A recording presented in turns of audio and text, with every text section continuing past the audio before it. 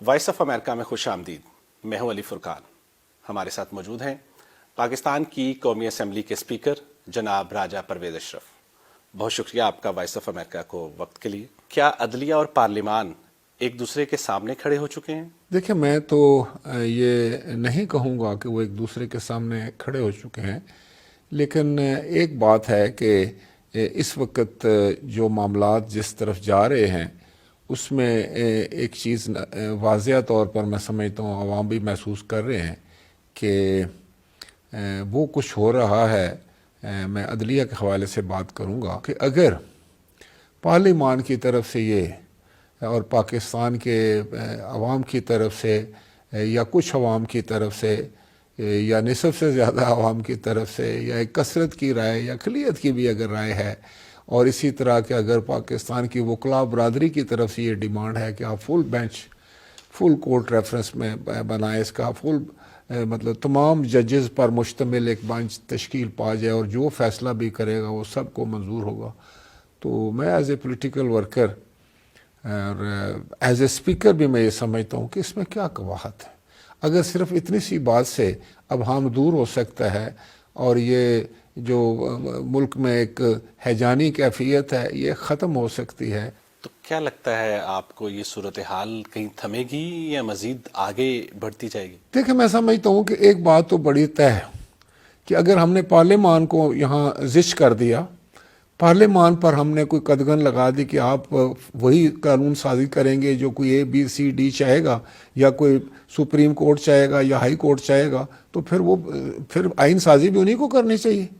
پھر یہ ڈھونگ مچانے کی کیا ضرورت ہے کہ مارا ماری پھر رہی ہے پوری دنیا میں، الیکشن ہو رہے ہیں تو لوگ لڑ رہے ہیں آپس میں، متحارب ہو رہے ہیں، سیاسی پارٹیاں بھاگ رہی ہیں. وائے؟ تو یہ بھی پھر انہیں کو عطا کر دیں، کہیں کہ آپ بنائیں، قانون بھی بنائیں اور اس پر عمل بھی کریں. پھر اقتدار اعلیٰ کہاں ہے پارلیمان کے اوپر؟ پھر 22 کروڑ لوگوں کے جو نمائندے ہیں، chosen representative of the people of Pakistan, ان کا جو حق ہے، جو ان کے ڈومین ہے، جو ان کا ایک وہ ہے جورسڈکشن ہے، اس میں آپ کیسے آ سکتے ہیں؟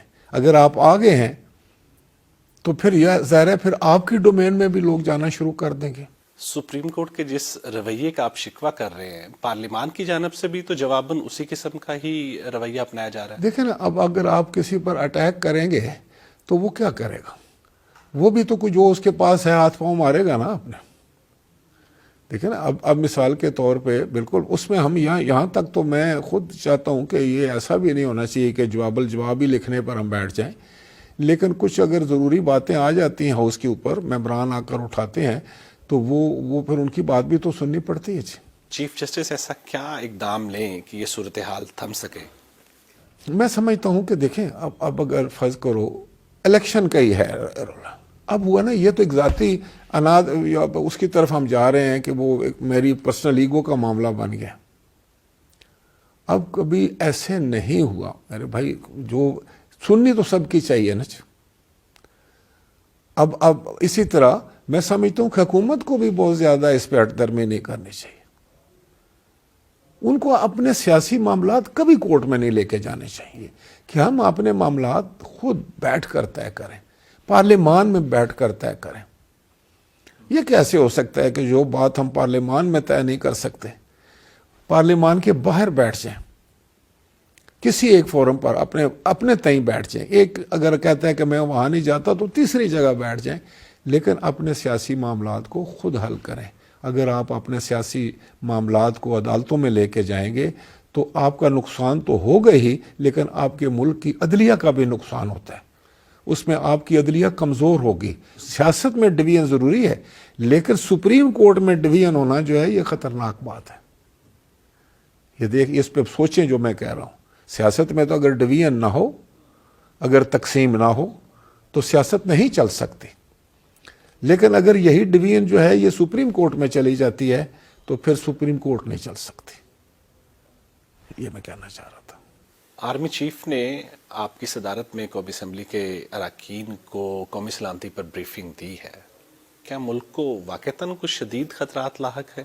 کہ میں نے بطور speaker chief of army staff کی باتیں سنی، جو ان کا ذہن دیکھا اور جس انداز سے انہوں نے اپنا جو ہے وہ ابتدائیہ کلمات کہے، وہ یقیناً میرے لیے بڑے باعث اطمینان تھا، اور ان میں بڑی کلیئرٹی آف تھاٹ تھی، اور بڑے وہ میں سمجھتا ہوں کہ آرمی چیف نے جس طریقے سے آئین کے ساتھ اپنی وابستگی کا اظہار کیا، جس طرح پارلیمان کی سربلندی پر اپنے یقین کا اظہار کیا، وہ یقیناً ہم سب کے لیے اور پارلیمان میں موجود تمام لوگ جو تھے ان کے لیے بہت سے تقویت تھی، اور وہ ہم اللہ کا شکر ادا کرتے ہیں کہ اس قسم کی جو خیالات ہیں اس کی آج پاکستان کو ضرورت ہے۔ کیا کوئی نیا آپریشن ہونے جا رہا ہے بلوچستان اور خیبر پختونخوا میں؟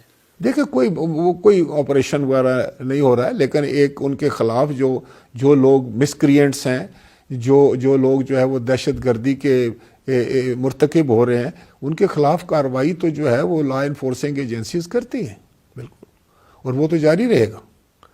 اور اگر وہ نہ کریں تو پھر میں اور آپ بیٹھ کر یہاں انٹرویو تو نہیں دے سکتے نا۔ یہ تو وہی ہے نا جو کہ وہاں ہماری جنگ لڑ رہے ہیں، وہ بھی ہمارے ہی بچے ہیں۔ یہ بات ہمیں ذہن میں رکھنی چاہیے، اور یہ جو لوگ آج افواج پاکستان پر بھی تنقید کرتے ہیں، ان کو تنقید کا نشانہ بناتے ہیں، وہ گمراہ ہو چکے ہیں۔ وہ کس کے ایما پر یہ کر رہے ہیں؟ کون ہے اس کے پیچھے؟